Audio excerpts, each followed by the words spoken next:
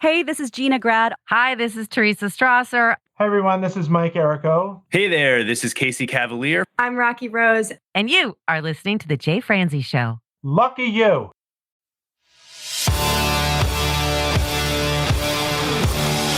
Welcome to The Jay Franze Show. A behind-the-curtain look at the entertainment industry with insights you can't pay for and stories you've never heard. Now, here's your host, Jay Franze.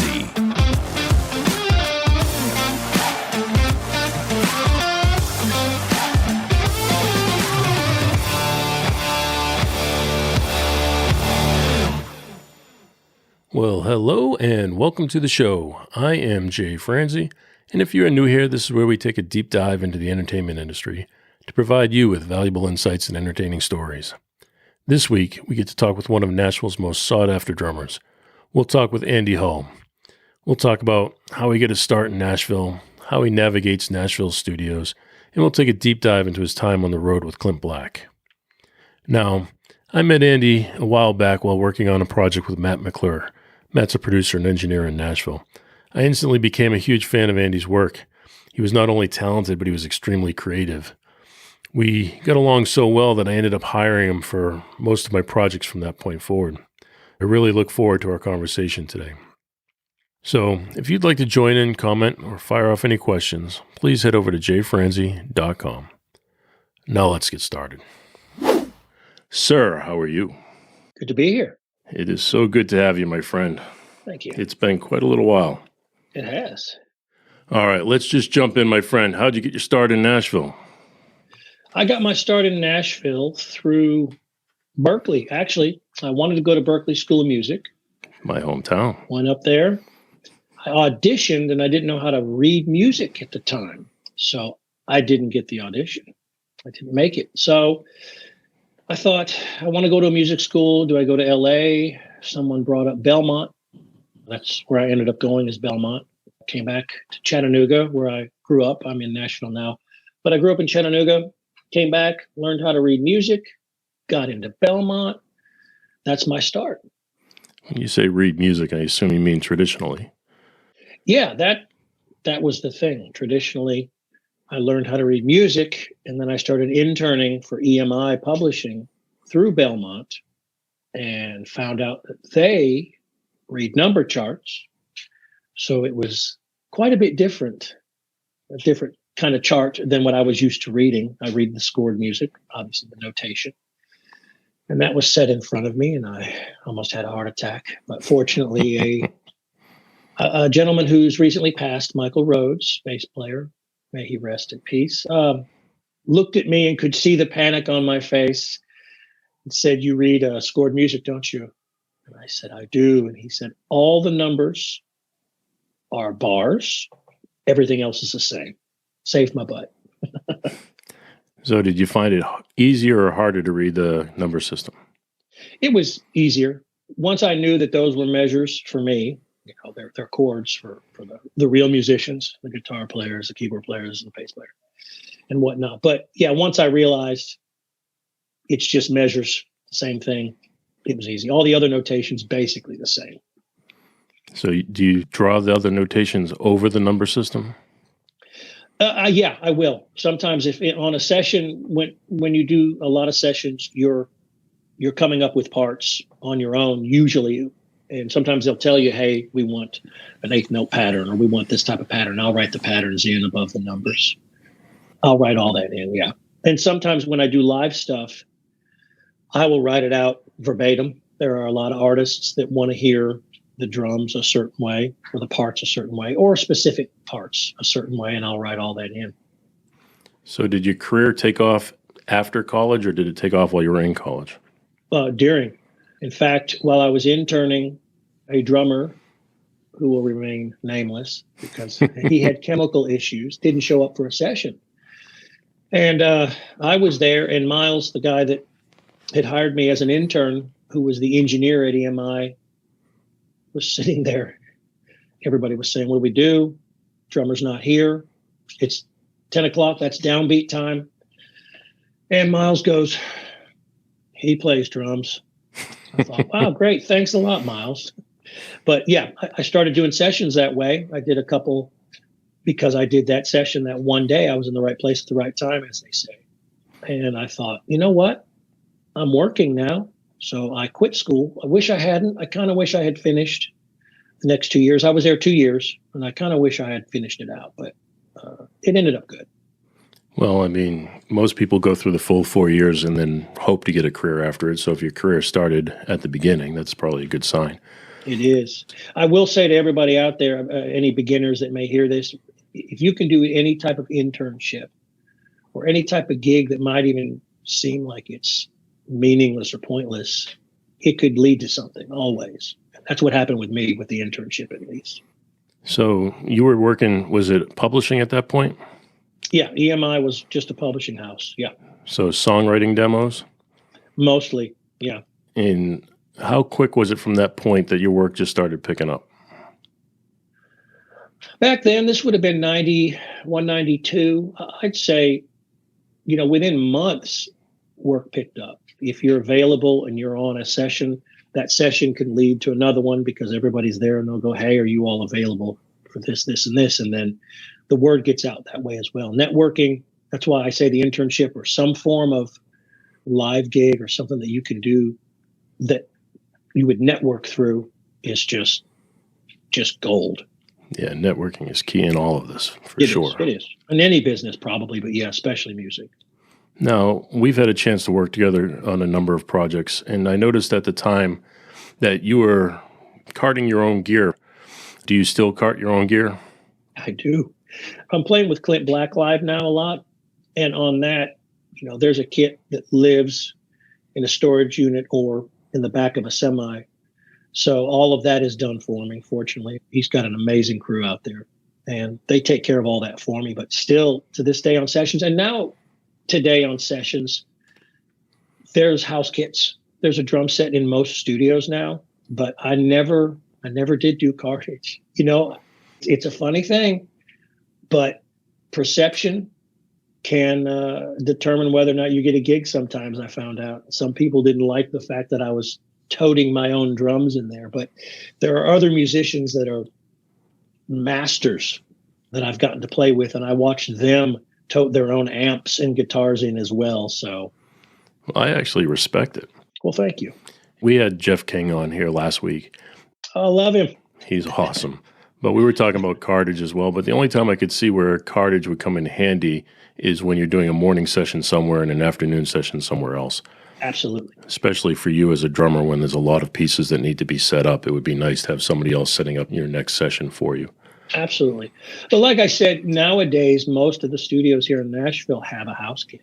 They have a drum set already there set up, but I just bring odds and ends like snares that I want, and then brass, the cymbals, and any percussion or anything like that.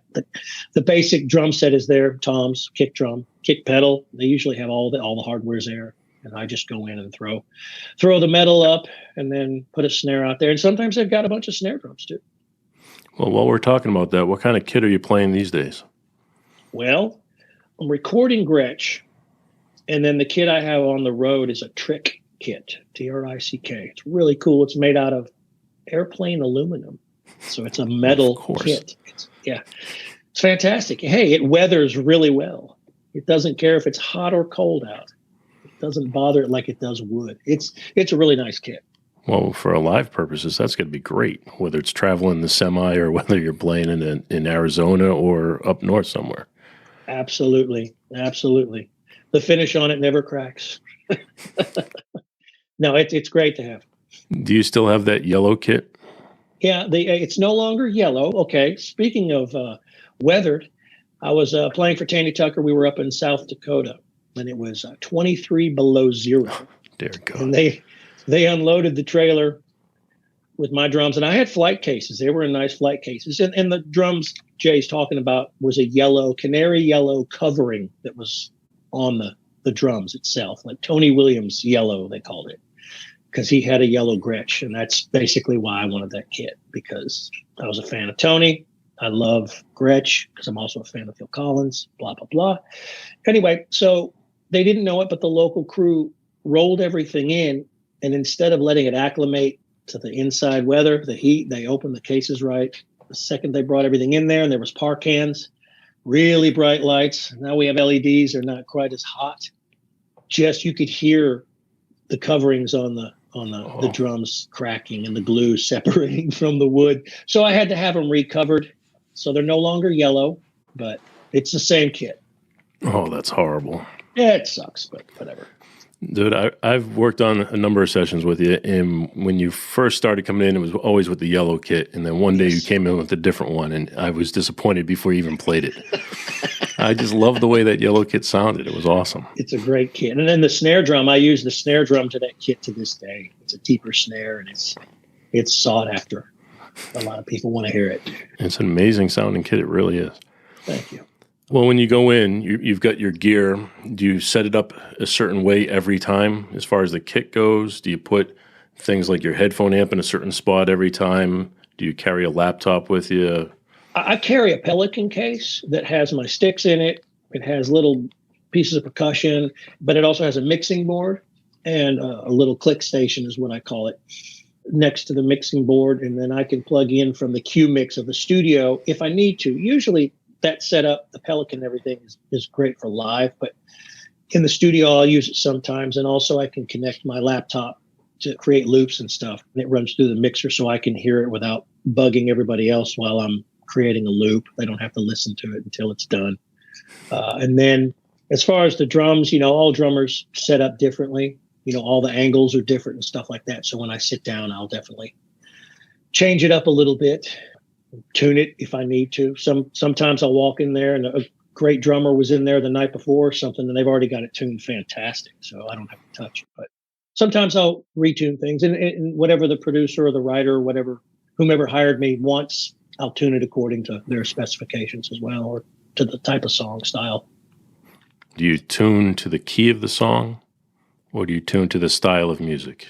You can, but I tune to the style of music. Not a lot of drummers will tune to the key. Sometimes some drummers will try and tune the snare drum. If there's any type of ring, they'll try to tune it to a certain key. But as long as you're not hearing any weird overtones or weird frequencies, I tune the snare where I think it's appropriate for the style of the song, and just when it sounds good and it's in tune with itself, so to speak. So when you do go into a studio, can you describe to us what the day is typically like for you? Yeah. I show up a little earlier than some folks do for the guitar player, bass player. Sometimes they're there because they work on their pedals and get sounds through their pedals, depending on what type of setup they have. But I get there early. Coffee is the very first thing I do. I look for a coffee maker or coffee that's already brewed. Got to have the coffee. And then I set everything up. I put everything where I want it as far as where the toms and everything are setting to my specifications. I hang the cymbals, check out the Q mix. Sometimes the engineer will send test sounds down for me of my own drums or something they've recorded another day to where I can turn up the guitar where I want it. Because a lot of the Q mixes, when you go in, a Q mix is like a little mixer, which Jay. But sometimes it'll have faders or just knobs on it to where you can do individual instruments like guitar. You can do your own levels. Bass, you can do your own level. Usually the drums are in a stereo mix, or they call it a 2 mix, to where you can just turn the drums up or down. And I'm at the mercy of the engineer as far as individual sounds, but it usually sounds really good. But then I mess with that. I get that where I want it. And then we will typically go into the control room and we'll start listening to songs, and then we'll make magic. So you go in and you listen to the song. I'm assuming at that point somebody's already charted it, and Yes. You're holding a chart in front of you. Are you taking notes at that point? Oh, absolutely. Absolutely. Definitely taking notes. Is it just the odd request that somebody might have, or drum notations? Both. Sometimes we'll go in and we'll just listen, and we'll make sure the arrangement's the way that the writer or the artist or producer wants it to be. We'll discuss if there's any type of other song that this song's supposed to sound like stylistically. we're going for this. So they'll play an example maybe of another song. If they don't do that, they'll just say it's just a typical pop country song, or it's more traditional. Think in terms of that. Because sometimes we'll listen to a full demoed song. And what I mean is it might be programmed drums or something, and someone with an acoustic, but there might be bass parts. And we'll just kind of mimic that. And they'll say, the artist or whatever will say, let's do what we're hearing here exactly, or we don't have to do it exactly, but this is kind of the idea. Just make it today if it's like an old demo. And sometimes just an acoustic demo. So I'll sit down and I'll ask, is everybody in at the top? How do we want to do this? Do we want to build it? Do we want to be all in and break it down? And then we'll discuss that, and then we'll write in the proper terms, I guess, or the notation to let us know when to do what, where, or what not to do. Well, I know the session leader has a lot of collaboration with the producer and oftentimes the engineer. Do you feel that you're part of that collaboration? Oh, 100%. Absolutely. Yeah. They might do stuff, what we call pre. They will go in before and discuss some things. Usually a producer, an artist, and the band leader will all do that. And then the rest of us, like you, an engineer, somebody will be there day of, and we're all, hearing it for the first time. But usually the session leaders heard it before everybody else because they're typically the one that makes the charts. But sometimes the producer will make the charts. Not often the artist will, but sometimes. So there's a lot of artists that are very skilled in that department. I got to play on some demos for Chris Stapleton, and he's able to do all that kind of stuff. But he's a songwriter. Yeah, he's a songwriter. He's a player, obviously, singing son of a gun. So he knows all that stuff. So there are artists that know everything, inside out, top to bottom. But yeah, usually the band leader will write out the charts, and they'll get a sense of everything beforehand. And sometimes they don't know exactly what style. They'll just write out a chart based on the demo, and they'll just give us the form on the numbers, and then they'll talk about it when we get there. So the session leader might not even know exactly what's going to happen. Things can change as we're playing it. We could play it down once, and the artist or the producer or somebody might say, hey, man, why don't we break down the bridge or bring the bridge down rather than plow through it loud like everything else. So there's all sorts of stuff like that happens. Well, there's a couple good points you just mentioned. One, if you're talking, you have a structure, a foundation of a song, and you're playing different feels throughout it for each individual musician. But are there times where you actually change the arrangement, like on the fly? Oh, yeah, absolutely. Yeah, absolutely. Yeah. Well, you might play it through once, and they might say the solo's too long. Somebody might say, hey, how long was that? It was 4 minutes. Well, that's way too long for radio. So they'll say, let's get rid of a turnaround or an intro or something like that. Let's half the intro. If the intro's 8 measures, they'll say, let's get rid of 4 measures and just do 4 measures. Or they won't usually change a verse or a chorus. Now, they might add a chorus. They might say, let's play the chorus twice at the end and then do an outro to finish the song out. They can add there, or they can add solos. Lately, I don't hear a whole lot of guitar solos anymore. No, which is sad, especially when we get somebody like Jeff King there. Oh, absolutely. Man, absolutely. I love listening to him play. Breaks my heart. There's a lot of great players in town, and it's a shame they can't be more showcased. You mentioned Chris Stapleton, and you've worked with countless people in the studio. Is it hard for you? Are there any challenges going from one artist to another? Challenges. I don't look at challenges as a bad thing. I guess there are challenges, but every artist is different. They interpret things differently. They communicate differently. That's a big thing. Some artists, like I say, Chris, and other artists, Clint, they know music enough to be able to communicate in musical terms. Some people, they communicate by saying, I want it fuller, or I want it busier, instead of saying, hey, why don't we do 16th note pattern rather than an 8th note pattern? So those can be challenges just through communication, but everybody does things pretty much the same once we get there.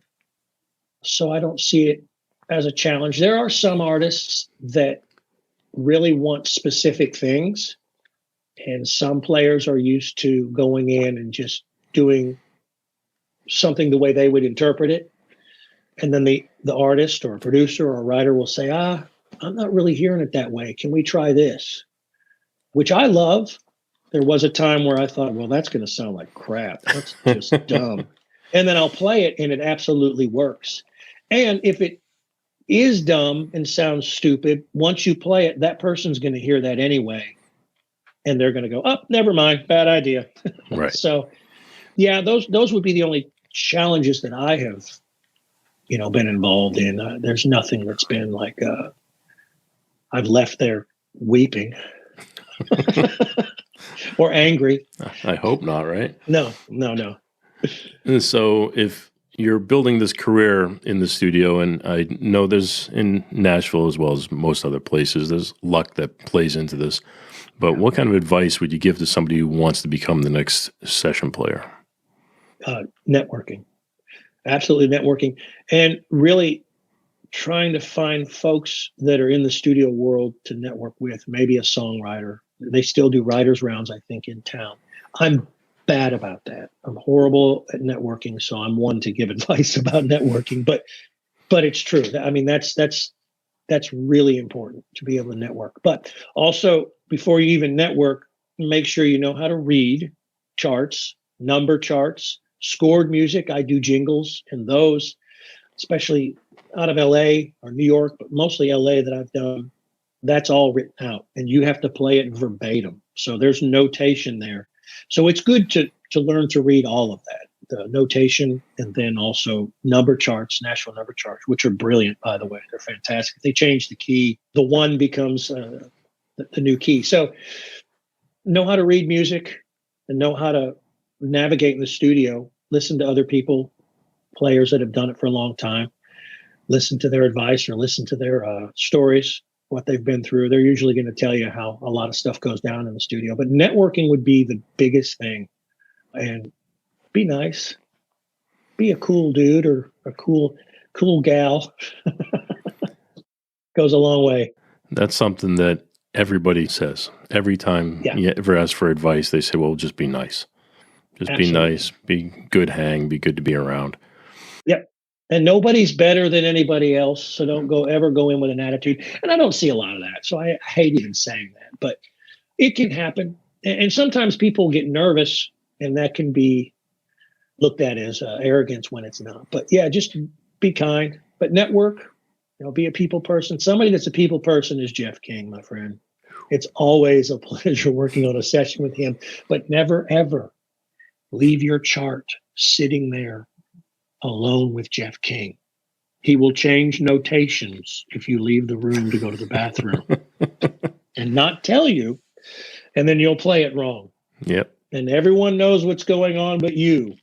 He's notorious for that, or he used to be. I told him the other night, I said, look, I hope you don't take offense to this, but you are a huge jokester.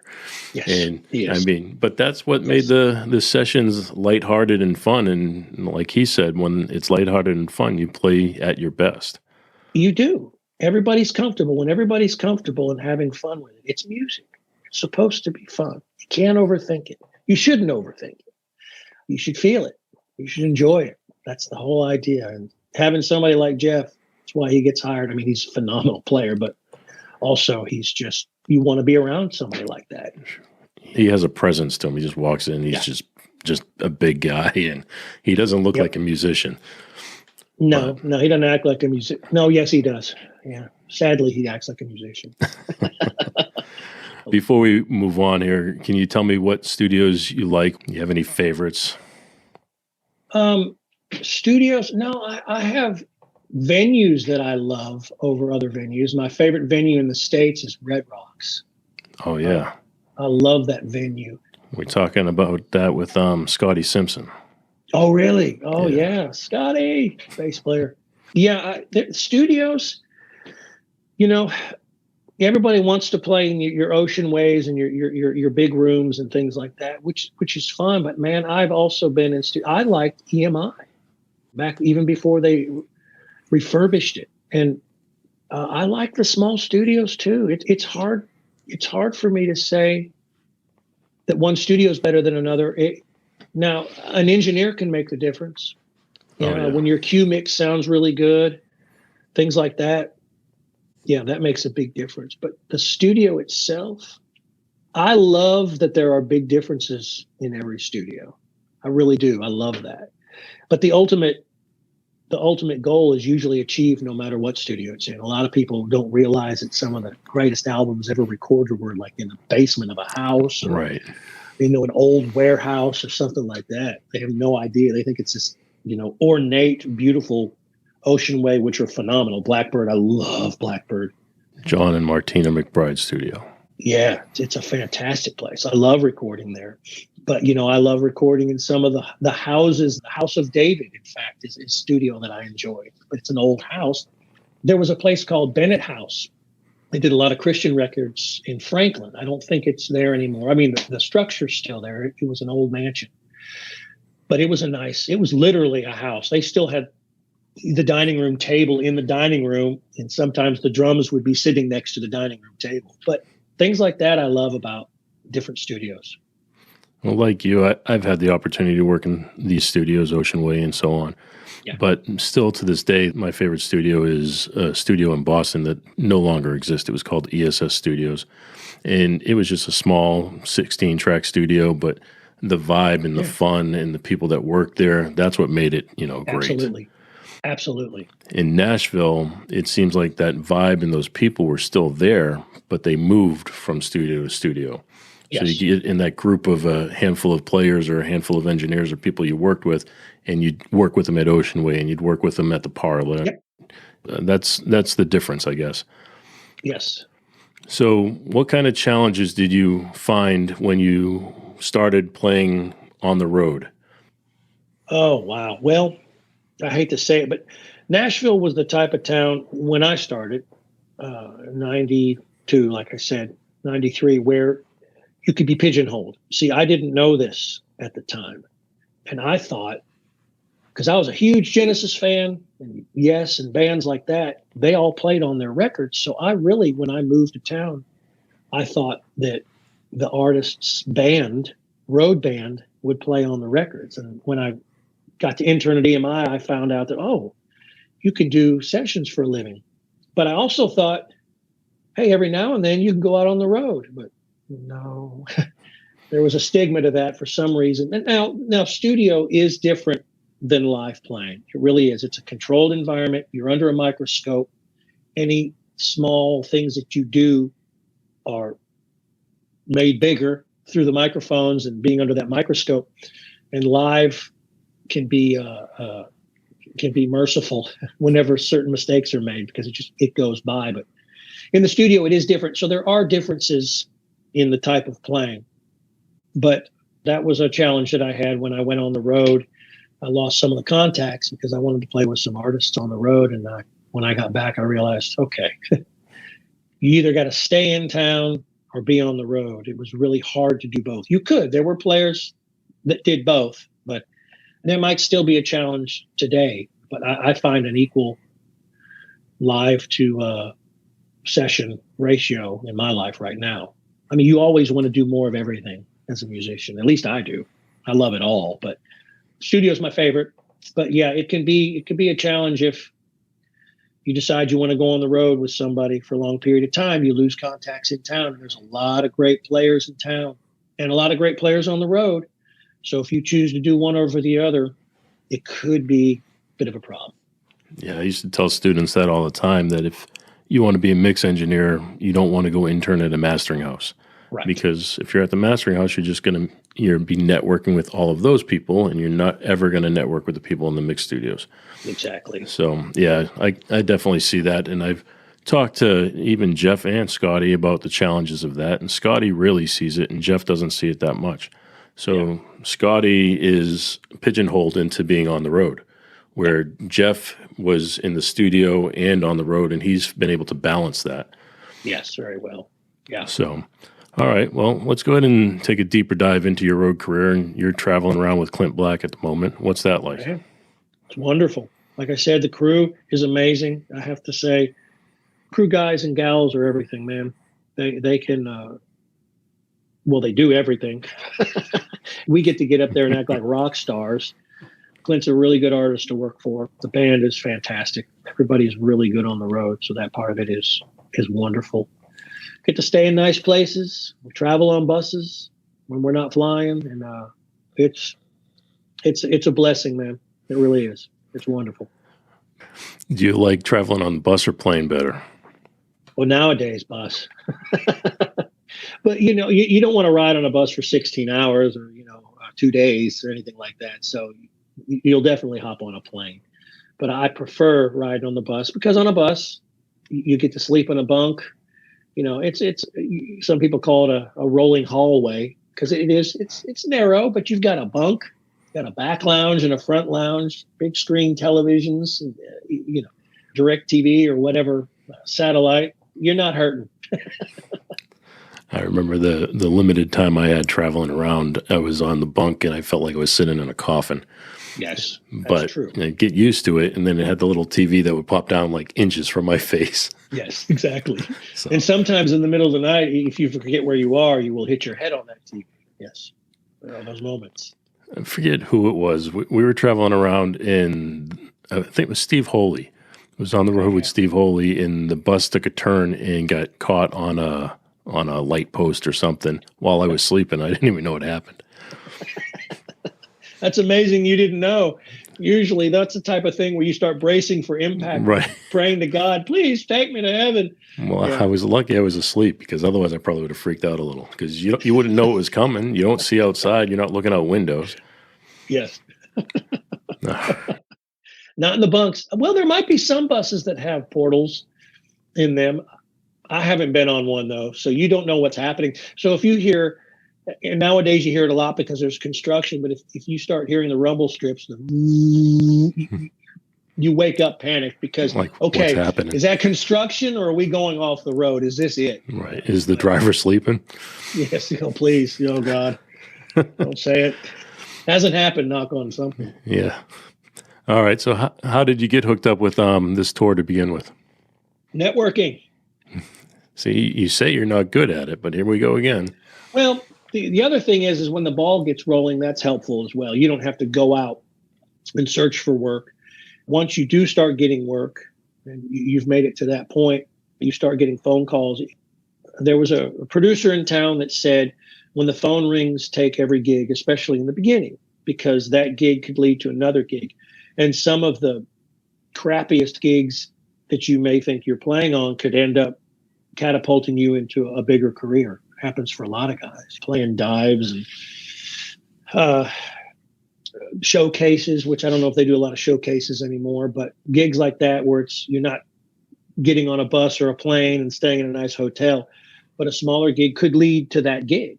Same with sessions. Like I said, if you get called on a session and you're in that session, and if you're doing a songwriter demos for a group of guys like I had done, Chris Stapleton, we would do 15 or 20 songs that day, all with different writers.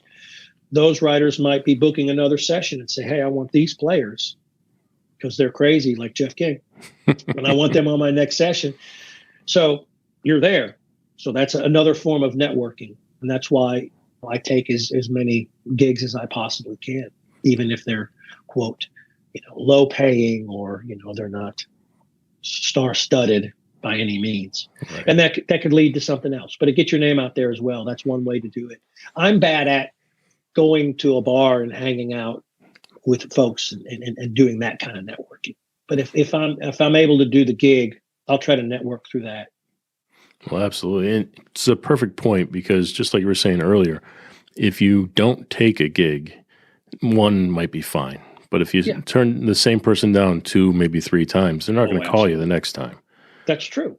So you have to be available. And so if, like you're saying, if you're on the road for an extended period of time, you're not going to get that gig. Absolutely. You run into that. Yeah. And where a lot of people on the road, especially in country music, they just go out for the weekends. Yes. So that helps because if you can get a weekend gig where you're just traveling different places on the weekends, you can come back and play in the studio during the week. That's exactly right. That's exactly right. It's a good point. And it's true to a point with Clint's gigs as well. Sometimes when we go out west, we may be out there for a few days longer. We might do 2 weeks because we just stay out there. But sometimes we'll go out there and there'll be 4 or 5 days off. And fortunately, he's kind enough to fly us back home, some of us, because, we still have sessions that we do here in town. So he's kind enough for those 4 or 5 days off to fly us back home. And then we fly back out and finish out the shows out there. Very good. So when you are on the road with him, what's your favorite memory? Oh, all the shows. I mean, I love playing the shows. That's, it's hard to say what a favorite memory is, but the playing is always my favorite part. Even sound check. We go and do sound check. I enjoy it. We're getting to play. Well, that's another good point, too. If you follow Andy at Hull Andy, you can see he actually films his sound checks and he films the, performances whenever possible and stuff. Does a lot of behind the scenes stuff. It's a really cool account to follow. Thank you. So I know a lot of people go out on the road and they're jokesters and they play pranks on each other. Do you have any things like that going on?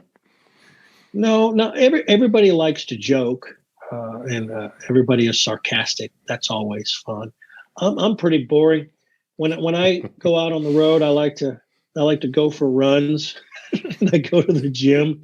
So let me say, there's a lot of eating on the road. There's a lot of eating, and there's a lot of nap taking, apparently. I don't do much of the nap taking. I'd be a superstar. Yeah. So, the pranks are limited because most of the guys are asleep in the middle of the day in their bunk or at the hotel. So there's not a whole lot of pranking going on, but there's a lot of joke telling. There is a lot of that. I mean, Clint is hilarious in his show. He's very funny in between songs. And the rest of the guys in the band are absolutely hilarious too. So it's always fun. It's like being around Jeff King all the time. Well, he's also super talented in the song Like the Rain. Yeah. Oh man, that's one of my favorites. I love that song. Yes. But song. How has he influenced your playing? Well, he's particular at what he wants to hear. Now, when I came in, I was taking over for Dickie, who was his drummer for, I'm going to get the years wrong, but over 30 years, I think. He was there from the beginning. So there was a getting to know each other period. And there's things that Clint or any artist is used to hearing. So they want it to be a specific way for various reasons. And actually, it makes sense. And a female artist, well, Joni Messina, I got to play with her for a few shows. Fellow Bostonian. That's right. Absolutely. She's a freaking amazing singer. But she made a good point. When I wrote the charts out for the songs, I had been told, wherever you hear drum fills, do drum fills. But what I didn't know until sound check is she wants the drum fills that were actually on the recorded board tape, the show tape that I had to learn the songs from. She wanted exact, like if it's Pat Boone, Debbie Boone, or Frank Sinatra, she wants to hear those specific fills. And the reason she gave was great. She said, I know drummers hate that. They want to just do a fill, and that's part of their time to be creative and shine. But she said, I like to interact with the crowd. And sometimes I'll forget, okay, are we on course 2? Are we getting ready to go to the bridge? And if I hear Pat Boone, Debbie Boone, that's my cue. I cue off the drummer. Some people cue off guitar or other things. But, artists like specific cues, or they like specific grooves to be a certain way. And Clint's the same. So there was some getting to know each other when I first got the gig. I've only been with him like 2 years. But, we've gotten to know each other, musically as well as personally. But that took some time. I like it when an artist or a producer or a writer knows what they like and can tell me, hey, I want you to do this, or I want you to try that. Because this is a service industry, and that's what we're supposed to do. We're there to do what they ask us to do. And we can have ideas. It doesn't mean you can't say, hey, can I try this? Because I've said that with various artists when they've asked me to do something. I'll say, man, I'm just not feeling that. Is it all right if I tried this? And it's, splitting the difference between what they wanted and what felt right to me. And sometimes they'll say, absolutely. And sometimes they'll go, no, I want this. And you go, okay, done. You got it. Absolutely. But Clint knows what he wants. And that's what I do. And it's good. I mean, his career has been fantastic. So he's doing something right. Well, that's a good point, too. I mean, Jody Messina, she's great, and I love her. I've never had a chance to work with her, but I love her. But I know she worked a lot with Phil Vassar, and I had a chance to work with Phil Vassar, who was very particular on what he wanted and the way he wanted things. He was very laid back about it, but he was very particular about what he wanted. So I know all artists are different. So what kind of differences have you found going from other artists to Clint? He's more specific. He's more specific than some, but I played with Lee Greenwood. He's kind of that way as well. They know music well enough to really know what to ask for. So they're very specific. And I guess Jody, she's very specific. Some artists, they don't like what they're hearing maybe, and they don't know exactly how to ask for, or they don't really know exactly what they want. They just know they don't want what you're doing right now. But which is fine. And like I said, I love that. One of my favorite drummers in the world, Vinny Colaiuta, I was listening to an interview with him, and he was talking about how he was getting into the session world, or he was into the session world, I should say. And he was doing a record for an artist that wanted a specific drum part, and Vinny, when he played it the way Vinny would play it. And the guy came in and said, I like what you're doing, but can you do this? And actually scooted Vinny off the drum throne and sat down and played it. And Vinny thought, okay, I'm Vinny Colaiuta here.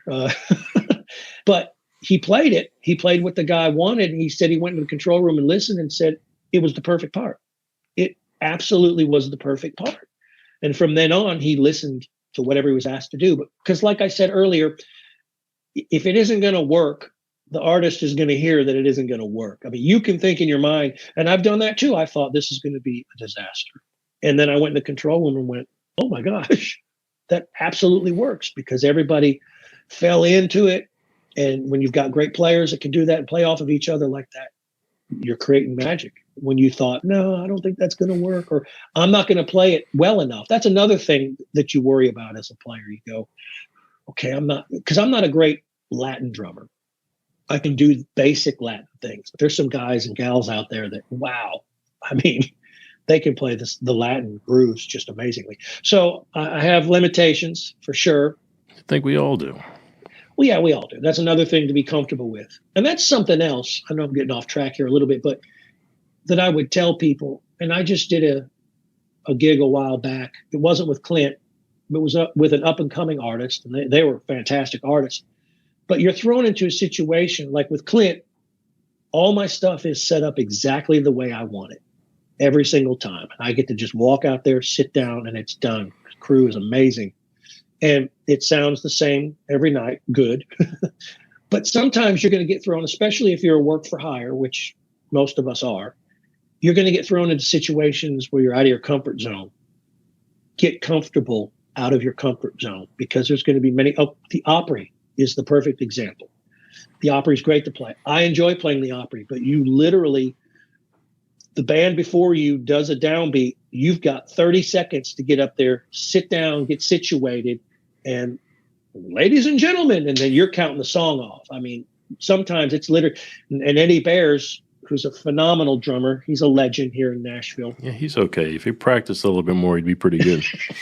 Well, sometimes he's on there in the house band, and he always wants to talk in between. I don't know if he does it on purpose, but he's joking. He always wants to joke around, but he wants to talk sometimes in between while I'm trying to get up there and set up and put the snare where I want it, because he's got it angled completely different than I do.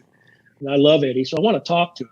But sometimes I think he does it on purpose to test my merit. But be comfortable in uncomfortable situations is something else I guess I would advise everyone out there. You don't get upset when it doesn't sound exactly the way you want it to the point where if you're at home, like you're a guitar player, make your sound awful, because sometimes it's going to sound awful. You're not going to have time to gather your pedals or work on your pedal board to get the sounds just right. And same with drummers, man. Get used to playing with the angles of the drums, not exactly. Yeah, if you're playing the Opry after Eddie Bears. Yeah. So when you play, you just go with it, you roll with it? You do. Fortunately, Eddie, because I don't know if many people that don't know it, most drummers will play with their hands crossed. Eddie's open-handed. There's some drummers that are open-handed, so his left hand is usually on the hi-hat and his right hand is on the snare. So they have a ride. It's really a crash ride, which is really nice because there's also a ride on the right. But he has a crash ride type of thing on the left because he plays the ride with his left hand. So that makes things a little different. So you have to acclimate to that like instantly. You don't have time to get used to it. Right. Hopefully you're used to it by the course. So things like that can be very different because I don't change the cymbal heights. I don't have time. I'm more concerned with the snare because I hit a specific way. And if the snare is not angled right, it's just not going to feel or sound right for me. And sometimes I don't have a choice. Eddie's been talking too long. No, but sometimes I don't have time. I mean, sometimes there's 10 seconds in between. So I have to sit down and play it at that angle. And like I said, it doesn't sound or feel right to me, but make it so. You got to learn to do that. Be comfortable in an uncomfortable situation. Well, he plays that way due to an injury, right? Yeah, he had a motorcycle accident. Just bad enough to where he wanted to keep playing, and it was too harsh to hit the snare with the left hand because of the injury. So it's a lot lighter on the hi-hat. And you know what? Truthfully, when you sit down, where are your hands? You don't usually cross over to do things. So it's really a more proper way, if you ask me, to play the drums. Well, he started on piano, didn't he? Yes, he did. Which is ridiculous to me. That's too much talent in one person. Yes. So. He's one of those. There are a lot of those guys in this He's town. one of those. Yes, a lot of these guys that can play many instruments very well. I hate them all. I do. All right, so you're on the road. You're on the road with Clint. When you're out on the road, do you miss being in the studio? Oh, yeah. Yeah. Oh, yeah, you do. And sometimes when you're in the studio, you might Jones to be on the road a little bit or to do a live show. It doesn't necessarily have to be on the road because there's a lot of live playing in Nashville as well. Broadway might still get a stigma playing down on Broadway. There's a lot of bars down on Broadway. I'm sure a lot of people know that now because a lot of people come here to party. Anyway, but Broadway, there's all sorts of live music down on Broadway. So there's places to play live. So yeah, if you're out on the road for weeks, you totally miss the studio. The studio is my favorite, so I'm missing it all the time. But I like playing live as well. I really do. Yeah, I've always liked the studio better than the live, but I enjoy going out and being part of the energy of the live scene. Yes. But I'd much rather be in the studio. I could sit there with the dim lights 24/7 and just be just fine. And that's why I do it out of my house now. I mean, when I'm not on the road, I'm really trying hard to get people to call me to do at-home tracking, those that are doing that, because I love the creativity of it. I love taking something that's bare bones, usually. Like I said, some of it is finished and they want it a specific way. But I love it. I love being creative. And live is kind of like stage acting as well. When you're on the stage acting, if you make a mistake, you've got to compensate right then. In the studio, we can fix it. All right. We can punch in. You can't do that live. Once it's done, it's gone. The mistake's been heard and it's there. Nashville's the only place I've ever seen that's punched in drums. It was kind of crazy to me. Yes. Yeah, on 2-inch tape. Yeah. No, yeah, crazy. Back in the day. Yeah, absolutely. Still do it. You're talking about technology. Yeah. How have you seen technology change and how has it helped you? Oh, it's tremendously changed. Now, I was afraid of it for years, and I had a lot of friends. I have a buddy, Scott Newbert, especially, who's helped me a lot. He told me, you need to get some sort of software back in the day. But I was paranoid. I am not technologically savvy. I'm not like you. I don't have an engineer's mind. So I was scared to death of all that. And what's silly about all of that is when I interned at EMI, I was the second engineer and I knew nothing about the board. So to torture me, Miles would make me align the tape machine, and I had to align the tape machine every day. And then I found out you don't need to align it every day, but he was making me do that. But I was learning something. It was great. I'm glad that I did that. And then I had to do the editing. And when you did crossfades back then, that meant you were going to cut the tape a specific way. That was your crossfading. Nowadays, you do all of that in the digital realm. And so I was sweating and shaking and having to cut tape. I mean, I'm cutting tape for people like Emmylou Harris, Billy Dean, and all these huge artists that sometimes I got to record with, but I was also on the other side of the glass, where the engineer is, and I'm cutting tape and editing, and just thinking about it, I'm getting cold chills. But well, that's the big difference that people don't know is the undo feature. Can't undo a cut on tape. No. You can fix some things, but no, you get the wrong crossfade or whatever. No, sir, it's ruined. That take is ruined, and those people are long gone. They're not going to recut it right then. But we would do some edits while the musicians were there, probably for that reason. But technology, it's fantastic. And what I really love is the advent of YouTube and social media and stuff like that, where folks are so willing to teach the rest of us. They're happy to do it after they spend all this money going to engineering school, right. And now they're getting on YouTube and telling it to me for free. Thank you all. I love you so much. Because that's how I learned Pro Tools. I use Pro Tools. My son, who's a guitar player in town, he uses Logic Pro, but he also knows how to run Pro Tools. And that's the beauty, is being able to use the different softwares. I love that. But technology has helped me tremendously. It's allowed me to record out of the house. And now I'm not a real engineer, Jay. I'm not a real engineer, but I can do some engineering things now. Do you press the big red button? The space bar, but there's a lot of Command Z going on too. And Command D, I'm afraid to say. But yeah, technology has been good and bad. I miss 2-inch tape, but I do love the digital aspect of things, because like you said, crossfading and stuff is done digitally, and you can fix things. Well, I grew up with nothing but tape. There was no digital at the time. Right. And even when we switched to digital, it was digital tape.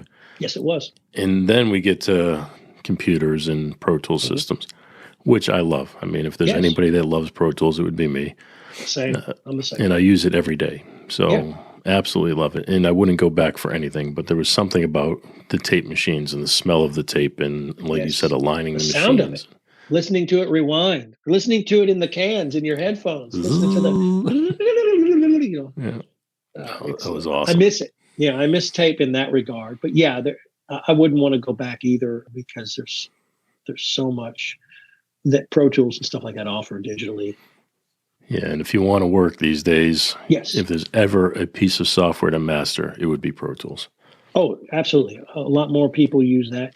And some of them, my son has taught me that, Logic doesn't differ very much. They each have a unique system that they go by that is pretty easy to learn. There's some differences, but it's all WAV files eventually. It's like anything else. They all do the same thing. It's just a matter of finding the little different nuances here and there that make it slightly different. Absolutely. Absolutely. Well, you've mentioned your son. What's he up to? He's up to a lot. He plays electric guitar. He does a lot of jingles. He's been playing with T.G. Shepherd, which is weird because he's 21 years old and he's playing with an older artist, and which he loves it. He's played with Lee Greenwood some. With you? No, we didn't get to play together with Lee. We've done other things. We've been on sessions together. He does a lot of sessions. We've done that. And he's actually hired me. He can play drums too. So some things he's able to track the drums, which he's another one of those guys that I hate. Yeah. And he plays keyboards and bass, but he's doing that. He's doing a lot of recording. He does track building, which I don't like those guys either, but he's doing real well with all that. I was telling Jeff the other night that I play bass, I play keyboards, but my brain knows what my hands are supposed to do. I just can't get my hands to do it. So I just don't I give up. It's like, that's not my thing. I'd rather sit here behind all these buttons and do my thing. I'm that way in that I only play drums. When I was at Belmont, we were required. Well, like I said, Evan and people, even people like Jeff, they all play multiple instruments, and they make me mad. There's a guy in town, Jason Roller. He plays a bunch of different instruments, fiddle and everything. And those guys have a great skill set, and I don't know how their brains work to where they can, go from a stringed instrument to the piano to the drums or to a steel guitar, for Pete's sake. I don't know why anybody would want to play that. No, I'm kidding. Totally kidding. I love steel. But I've never had that either. I'm wired to play drums. In fact, when I started playing drums, it was because I wanted to play saxophone, and I went into my middle school band director's office, and he said, "So you want to play saxophone?" I said, "I do." And he said, "Well, here, blow into the saxophone. Let's see if you have any natural ability." I blew into that thing. I did it wrong. And he goes, Percussion it is. "We need drummers." And I thought, man, I hate the drums. I don't want to play drums. But now I love playing drums. I absolutely love it. The sad part is I started with drums. I cannot get, and I don't know how you do it, I cannot get all my limbs to do something different. Practice, baby. No. You can. No you way. Could. I mean, You got to want it, Jay. I can get the 2. If I just did my hands, fine. Just do my feet, fine. Put them together, forget it. Nope, doesn't happen. Independence is hard. All right. Well, we do this thing here called Unsung Hero. It's where we take a moment to shine the spotlight on somebody who works behind the scenes who might not typically get credit. Do you have anybody that's helped you along the way that you'd like to shine some light on? I don't have names specifically, but every crew, man and woman that I have worked with through the years, everybody that's worked on the crew, the behind the scenes folks that people don't see, or if they do see them, it's because they're on stage putting out a fire, so to speak, or something like that. Like yourself, engineers, a lot of people don't get to see the engineers that actually make the music that we all love to listen to, you know? And a lot of people, they like that. They don't want to be seen. But I would call those my unsung heroes, because all of them, everybody that I've been with, house engineers, monitor engineers, the crew that sets up lights or sets up the screen or sets up drums, or, you know, guitar techs, drum techs, people like that. People that set the stage up, local crews and stuff like that that come out and help put staging up and hang lights. I mean, these guys that run up in these arenas and hang these lights from 300-400 feet. It's amazing to see. There's video of this out there. Go watch these guys and gals work, and it's men and women, and they're all equally as skilled, and they're the ones that bring us the music, and they're the ones that make us look like rock stars and think that we're cool. So those are my unsung heroes. I laugh only because when I was in Nashville, I was doing some work for the Nashville Predators, and I was doing their sound. And in between, they thought they'd give me a tour of the facility. And one of the things, we were crossing the catwalk to get from one side to the other. Where all the riggers I took yeah. about 5 steps and said, yeah, this isn't going to happen.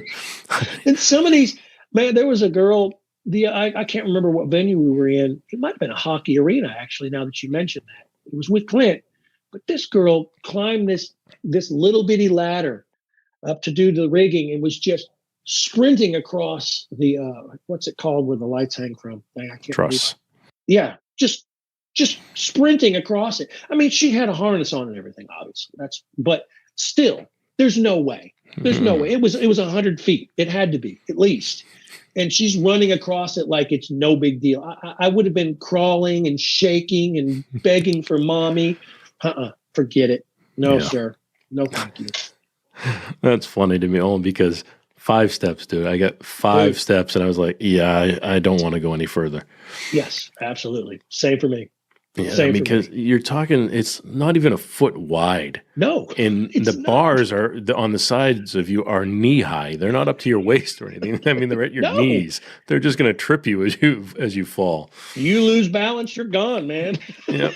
No. And we didn't have any harness or anything. You know, they're like, well, come on, there's railings. Just hold on to them. I'm like, no. Sorry. Yep. I'll go back down behind the control board. That's where I belong. Exactly right. Which I love you guys as well. It's all equal. It's all equal. The crew are the best. Well, I do appreciate you, buddy.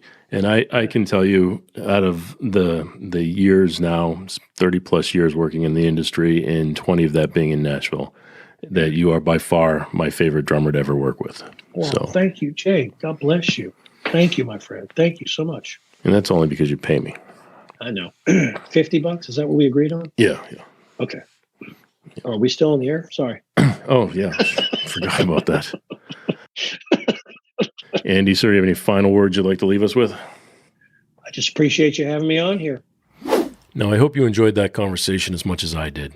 I loved hearing Andy's take on performing both live and in the studio. That's something that players struggle with in Nashville, so I'm glad we had a chance to hear Andy's point of view. And I hope you'll join me in giving a big thanks to Andy for joining us this week and sharing his stories. And thank you for taking the time to hang with me here. I really do appreciate it. If you enjoyed this episode, please share it with a friend. You can do just that and find the links to everything mentioned in this episode over at jfranze.com/episode 7.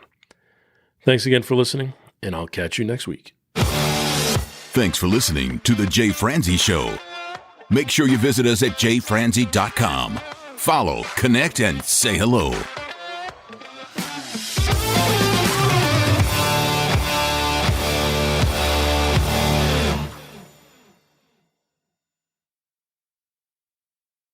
This episode has been brought to you by VR Knives, your source for 100% custom knives made by a true rock star. So, if you're in the market for a new piece of art, reach out to VR Knives. 407-421-5528. 407-421-5528.